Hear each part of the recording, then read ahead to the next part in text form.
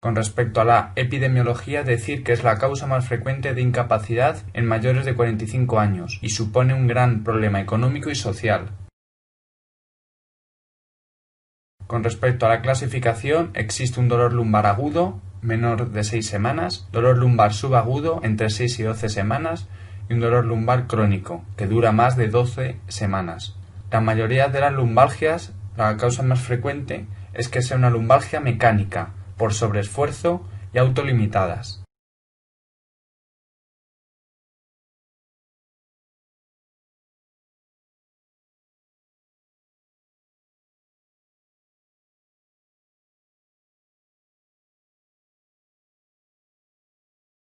Con respecto al algoritmo diagnóstico terapéutico, vamos a repasar la manera de actuar ante un paciente que nos llega a la consulta con un dolor lumbar agudo. Lo primero que hay que hacer es una buena historia clínica y una exploración física razonable. Lo primero que nos tenemos que preguntar en la historia clínica es si existen factores de riesgo de etiología grave, como puede ser un primer episodio en menores de 20 años, un déficit neurológico difuso, dolor no influido por posturas, esfuerzos, disminución de peso no explicada, etc. Si existe alguno de estos factores de riesgo, nos tenemos que preguntar si estamos ante un traumatismo que conlleva una fractura, un tumor o una infección o déficit neurológico progresivo. Y si estamos en esta rama de sospecha diagnóstica, tenemos que solicitar pruebas diagnósticas según la etiología.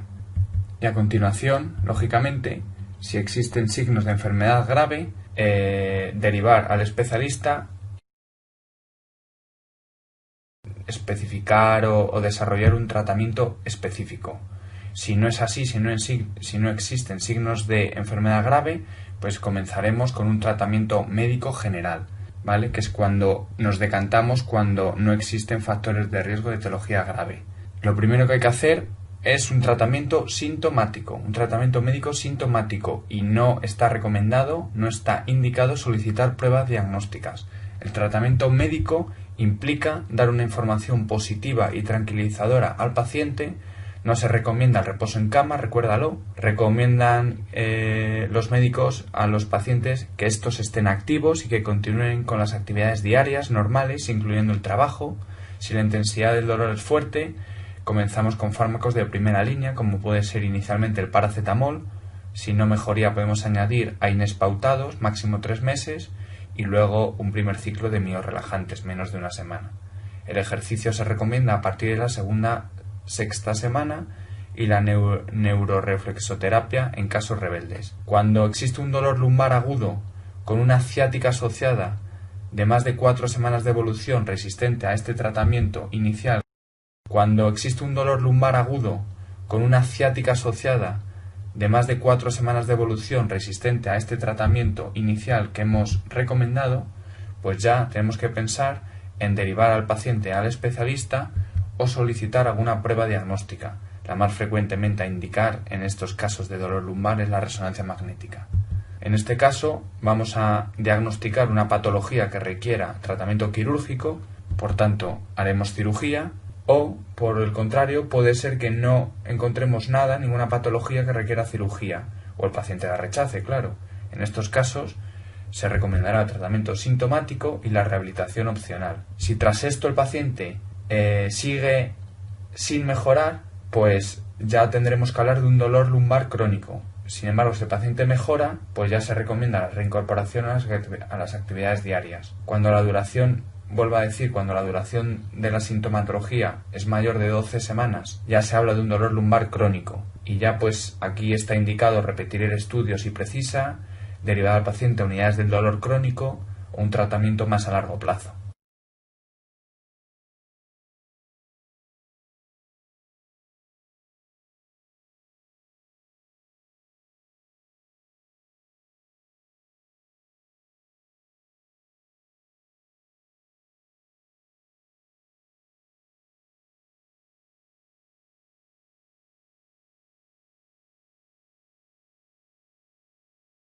Principalmente Vamos a recordar sobre las hernias discales que la médula acaba en L1. Sobre las raíces cervicales decir que salen del canal raquídeo un nivel por encima del cuerpo vertebral que lleva el nombre de la raíz. Como ejemplo, la raíz C6 sale por el agujero C5, C6. Con respecto a las raíces dorsales, lumbares y sacras, es un poquito diferente. Recuerda que salen del canal un nivel por debajo de la vértebra correspondiente. Por ejemplo, la raíz L4 sale por el agujero L4, L5.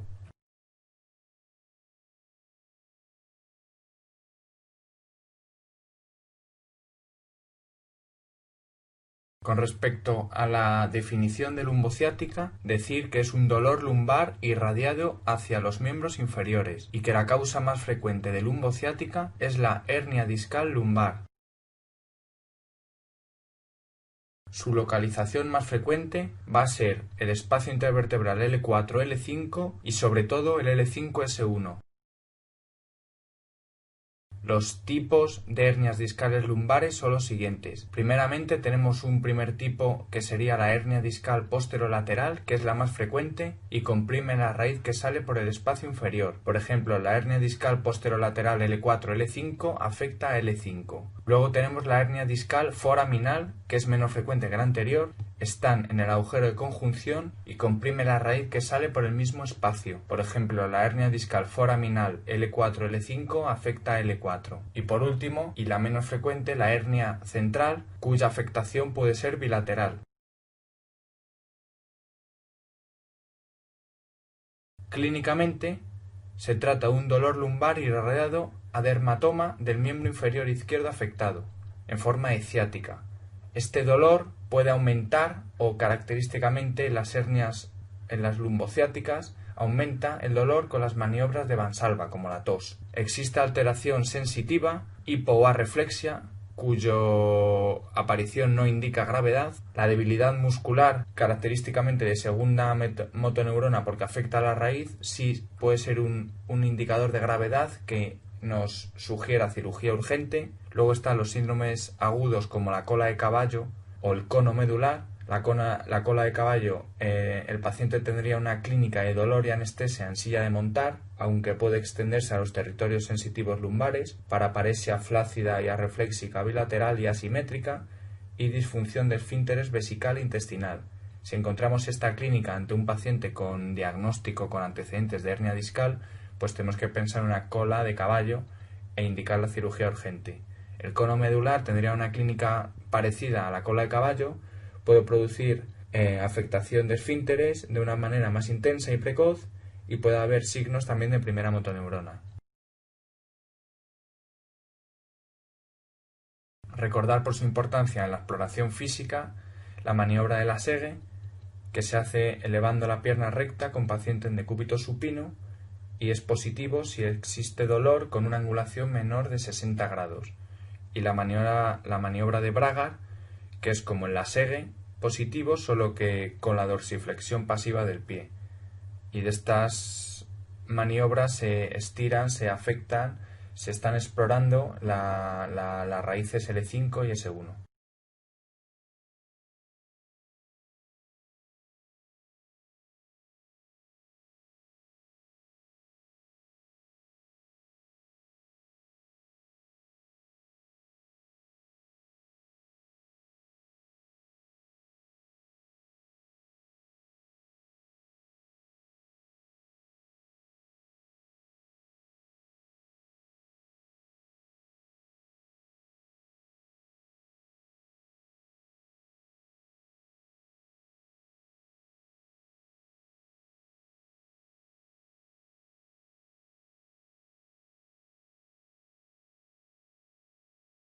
Y por último, como algoritmo diagnóstico terapéutico, pues es muy parecido al que hemos repasado ya en la primera rama de dolor lumbar, ¿vale? Ante una lumbociática, lo primero que tenemos que pensar es en los indicadores de cirugía urgente que ya hemos visto antes en la clínica, como es la debilidad muscular, aguda progresiva, objetivable por clínica o electromiograma, y los síndromes agudos que habíamos dicho antes, de cola de caballo, de cono medular.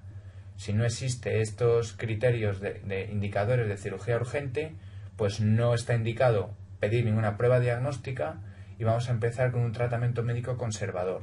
que consigue la mejoría casi en el 90% de los casos.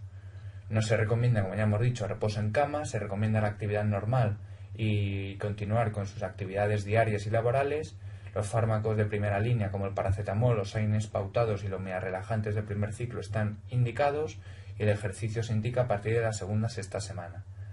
Aquella lumbociática mayor de 4 semanas de evolución resistente al tratamiento médico conservador ya va a estar indicado solicitar alguna prueba diagnóstica como la resonancia magnética, que es la prueba de elección en los casos de hernia discal lumbar.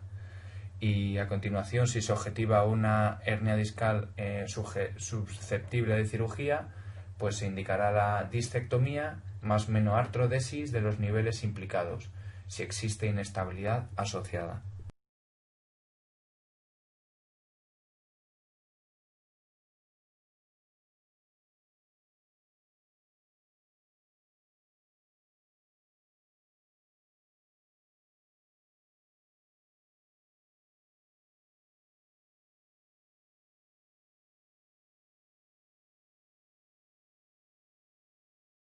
Con respecto a la definición, pues como su propio nombre indica, se trata de un dolor cervical irradiado por el miembro superior. La localización más frecuente suele ser C5, C6 y sobre todo C6, C7. Los tipos son parecidos a las hernias discales lumbares. La más frecuente sigue siendo la hernia cervical posterolateral en este caso. Clínicamente, pues va a existir una clínica de radiculopatía, característica de segunda motoneurona, con dolor cervical irradiado por el dermatoma del miembro superior, hipoestesia, debilidad muscular flácida con hipoarreflexia, que en este caso sí es un dato de gravedad que indica cirugía, y mielopatía, que es un indicador de primera motoneurona, que puede estar relacionada con la hipoestesia.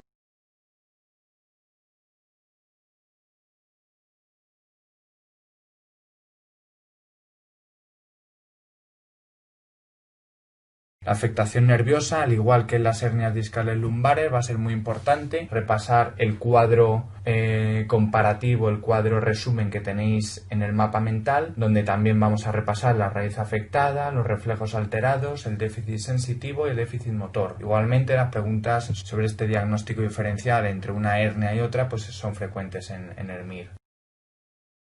Y por último, el algoritmo diagnóstico terapéutico vuelve a ser muy parecido a la lumbociática, al dolor lumbar en general. Tras el diagnóstico o la primera consulta de un paciente con cérvico-braquialgia, primeramente tenemos que poner el sensor sobre los indicadores de cirugía urgente, como puede ser el déficit motor, debilidad muscular o la mielopatía. Si no existen estos indicadores de cirugía urgente, pues no vamos a solicitar ninguna prueba diagnóstica y el tratamiento va a ser médico conservador. Ante una cervicobraquialgia resistente al tratamiento médico, como antes, nuevamente va a estar indicado realizar ahora sí una resonancia magnética de elección y si la resonancia, la prueba lo indica y lo especifica, pues realizar la cirugía, que en este caso normalmente se va a realizar una discectomía anterior.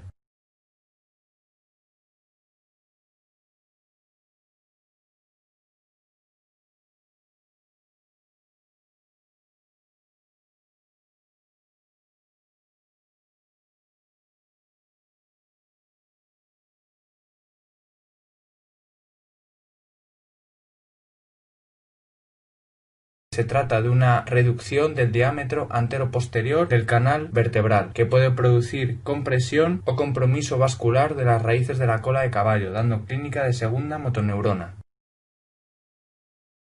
Existe el tipo de estenosis de canal lumbar congénito y un tipo adquirido. El adquirido suele deberse a espondilosis, espondilolistesis o enfermedad de Paget. Recuerda que es una patología que aumenta o es más frecuente en la edad avanzada.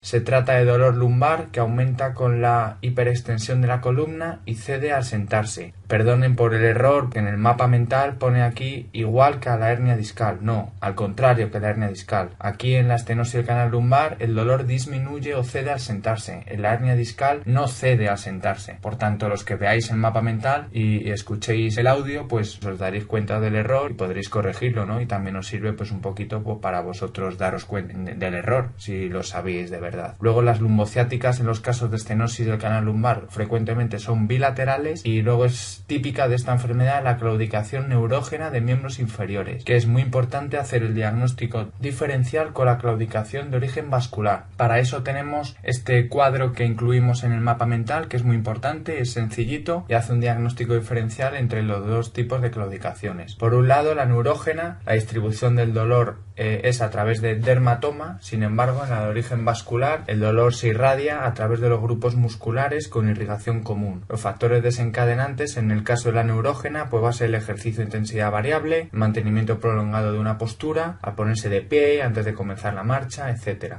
En el caso de origen vascular, los factores desencadenantes, pues va a ser sobre todo el ejercicio de intensidad constante y raro que aparezca cuando el paciente está de pie sin caminar. La distancia al caminar para la aparición del dolor, pues en el caso de la claudicación neurógena, esta distancia puede ser variable, a veces más y a veces menos, y en el caso de la claudicación vascular, pues la distancia va a ser siempre constante. El alivio con el reposo en el caso de la neurógena va a ser lento, ya que depende de la postura y el paciente suele estar mejor en la flexión de la columna. Es característica la postura que adquieren los pacientes que tienen a adoptar la forma de carrito del supermercado, característica que a veces lo dicen en el MIR. Sin embargo, en la claudicación de origen vascular, el alivio del dolor es inmediato, ya que no depende de la postura. Los pulsos periféricos en la neurógena están conservados, en la vascular disminuidos, la temperatura de miembros inferiores en la neurógena suele ser normal y en la vascular suele estar también disminuida.